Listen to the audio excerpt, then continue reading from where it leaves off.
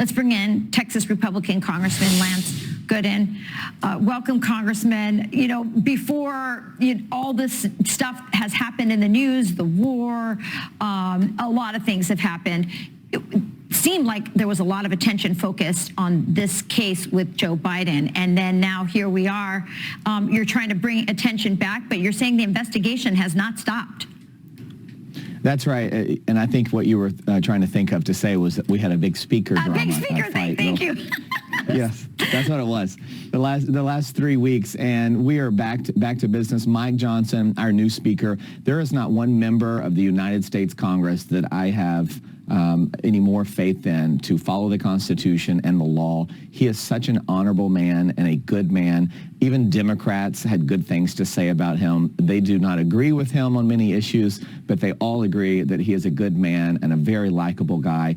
And I think we're in for some really great things ahead as our nation with Mike Johnson as our speaker. But yes. Back to the investigation, we met just this week. We met with Chairman Jim Jordan, who is now back at it full speed with the House Judiciary Committee, of which I'm on.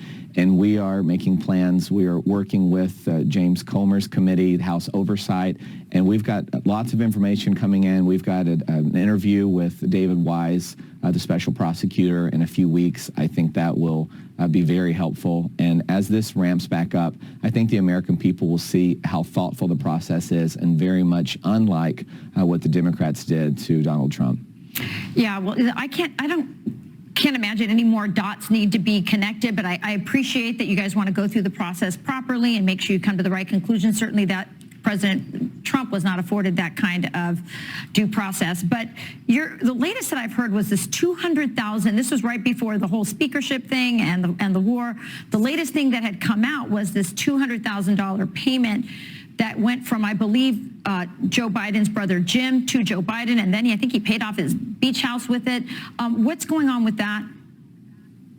Well, allegedly that was a loan repayment. We've got some more information coming out in the coming weeks. That originated from the House Oversight Committee. The White House seems to have an answer for everything, but what we have found is that statements that they make are generally picking up the pieces. When we've learned that President Biden has been untruthful, we've found that these shell companies that have been created over the years, they just don't tell the story of an honest business operation. We've also, I think it's common knowledge that the Joe Biden name has really become a currency there among the Biden family in Washington and in international circles. And I think that as we have finally gotten a speaker and we're back to business, you're going to see these investigations really ramp up, and the story will be told for the American people in a very productive way. So the investigations have continued, they're ramping up, but then what? Because the Democrats didn't have any problem impeaching the last president twice with far less. In fact, in the second one, he's been vindicated because that one was about Joe Biden being corrupt. And so here we are. What do you plan to do with that information? Are the Republicans willing, even in an election year, to pursue impeachment? I believe that to be the case. I believe that as this impeachment inquiry wraps up, we will get to a place where we go down the road of impeachment. And I am not interested in delaying something just because we are in an election year. That's a political answer for not doing the right thing. Frankly, we should have had this rolling many months ago. I won't make excuses for various people that made decisions that I disagreed with. But I'll say that House Speaker Mike Johnson does have a plan. We will get through this impeachment inquiry, and I do believe that in the coming weeks and perhaps before Christmas, we will be at a decision point and move into impeachment. Well, I've heard a lot of facts lead in that direction. There's a lot of hope for Republicans out there. I've heard you're going to pursue this impeachment. I've heard that January 6 tapes are going to be released. So a lot of things could happen here that a lot of Republicans have been waiting for. So let's hope that happens.